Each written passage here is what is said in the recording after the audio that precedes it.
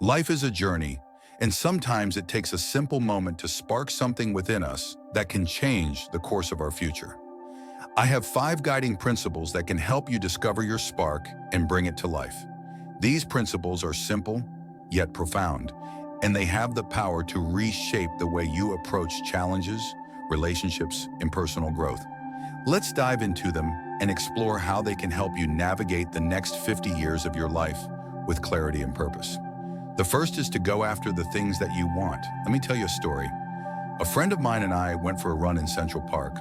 The Road Runners organization hosts races on weekends, and it's very common at the end of the race for a sponsor to give away something: apples, bagels, or something similar. On this particular day, when we reached the end of the race, there were free bagels on a picnic table. On one side of the table were a group of volunteers with boxes of bagels, and on the other side was a long line of runners waiting to get their free bagel. I said to my friend, "Let's get a bagel." But he looked at the long line and said, "The line's too long." I said, "But it's a free bagel." He said, "I don't want to wait in line." And that's when I realized that there are 2 ways to see the world. Some people see the thing they want, and some people only see the thing that prevents them from getting it. I could only see the bagels, he could only see the line. So I walked up to the line, leaned between 2 people, put my hand in the box, and pulled out 2 bagels. No one got mad at me because the rule is, you can go after whatever you want, but you cannot prevent anyone else from getting what they want. Now, I had to sacrifice choice. I didn't get to choose which bagel I got, but I didn't have to wait in line. The point is, you don't have to follow the rules the way everyone else does. You can break them. You just can't stand in the way of someone else getting what they want. That's rule number 1. Rule number 2, in the 18th century, something spread across Europe and eventually made its way to America. It was called pearl fever, also known as the Black Death of childbed. Women were giving birth and dying within 48 hours after childbirth. This Black Death of childbirth devastated Europe, and in some hospitals, the death rate was as high as 70%. It got worse and worse over the course of a century. But this was the Renaissance, a time of empirical data and science. We had already thrown away certain beliefs, but no one could understand what was happening. Eventually, Supreme Court Justice Oliver Wendell Holmes realized that the doctors conducting autopsies in the morning weren't washing their hands before delivering babies in the afternoon. He pointed it out and said, "Guys, you're the problem." They ignored him and called him crazy for 30 years. Finally, someone realized that if they just washed their hands, the deaths would stop. And that's exactly what happened. Sometimes the solution is simple, but people resist it because they don't want to acknowledge the problem. Let me move to the next point.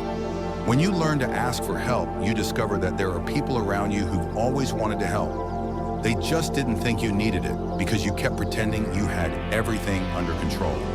The minute you admit that you're stuck, scared, or don't know what to do, people will rush to help. You just need to ask. Decent leaders know how to hold their opinions until everyone else has spoken. It does 2 things. First, it makes everyone else feel heard.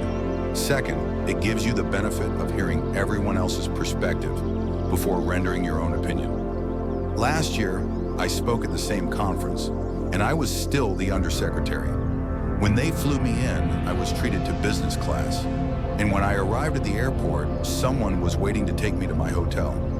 They'd already checked me in, and when I got to my room, they had everything set up for me. The next morning, someone was waiting in the lobby to greet me, and they drove me to the venue. Now, this is an example of perks, but the lesson I want to share is about humility. It doesn't matter what position you hold. You will always deserve a styrofoam cup. The perks are nice, but remember, they are not for you. None of us truly deserve the perks we get. We deserve to be humble and grateful. In my career, there came a point when I didn't want to wake up and do it anymore. I was embarrassed about it because I felt I shouldn't feel this way. I kept my negative feelings to myself, which only made things worse. The darkness fed on itself. The point is, when we're feeling down, we have to lean into the discomfort, and it's okay to say, "I'm stuck, I need help." True friends will lean in and say, "I love you and I know something's wrong. I'm here for you." This kind of connection is essential for our well-being. We don't treat mental fitness the same way we treat physical health. Everyone has bad days, and that's okay. It's part of being human. You need those down days to appreciate the good ones. Embrace the ups and downs. It's what makes life meaningful. We often believe that we need to have everything figured out and present a perfect image. But the truth is, when we ask for help and stop pretending we have it all together, we open ourselves up to receiving the support we need. When people say they feel lonely, it's often because they want to be seen and understood. I have a rule with my friends: no crying alone. If you're going through something difficult, don't bottle it up. If you reach out, I'll be there for you. Vulnerability and sharing our struggles is important for deepening relationships and building trust. Leadership is not about being in charge. It's about taking care of those in your charge. We need to be taught how to lead. Leadership is a learnable skill, and just like any other skill, it requires practice. If you stop practicing, you will lose the ability to lead effectively. Some CEOs say their priority is their customers, but the truth is, no CEO is responsible for the customer. They're responsible for the people who are responsible for the people who are responsible for the customer. Leadership is about supporting and caring for your team, not just worrying about the numbers. I spoke to someone who worked at the Four Seasons, and he said, "What makes me love my job is that throughout the day, managers walk past and ask how I'm doing, or if there's anything they can do to help me." This is a great example of leadership that nurtures the people on the ground, rather than focusing only on the bottom line. Empathy is lacking in most workplaces today. We often prioritize numbers over people, which leads to employees feeling disconnected and unmotivated. True empathy involves taking care of your team, understanding their needs, and creating an environment where they feel safe and valued. Social media, while not inherently bad, contributes to stress and anxiety. It encourages instant gratification, but real-life satisfaction and fulfillment, like job satisfaction and strong relationships, take time. These things cannot be rushed, and they can't be found in an app. The environment we place young people in is important.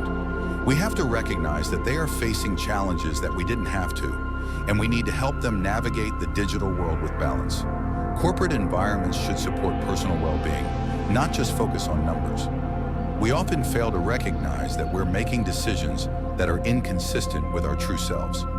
When we make choices based on what others want or what's expected of us, we disconnect from our purpose. True fulfillment comes from making decisions that align with our authentic values and purpose. Awareness is key to growth. If we want to improve, we need to seek out information, whether through relationships, feedback, or introspection. Awareness is about understanding how we show up in the world and how we can be better for others. Meditation and mindfulness can help us be present for ourselves, but ultimately, our lives gain purpose when we do these things for others. True fulfillment comes from contributing to the well-being of others, not just from seeking personal gain. Don't wait in line, create your own path. Life often presents us with obstacles that can seem overwhelming, but the way we approach those obstacles is what matters most. Sometimes we focus so much on the difficulty of the situation that we forget there might be a simpler, more direct path to what we want. The first lesson is to go after what you want. Don't be afraid to break the rules if it means achieving your goals. As Simon shares, you don't have to follow the path everyone else takes. You can carve out your own, as long as you don't stand in the way of others. Vulnerability is a strength, not a weakness. Asking for help and showing vulnerability are often seen as weaknesses in a world that values self-sufficiency. However, true strength lies in knowing when to ask for help and allowing others to support you. It's through these connections that we build trust and find the courage to keep moving forward. Vulnerability creates deeper, more meaningful relationships, not only with others, but also with ourselves. Leadership is about service, not control. Leadership is not about being in charge or having all the answers.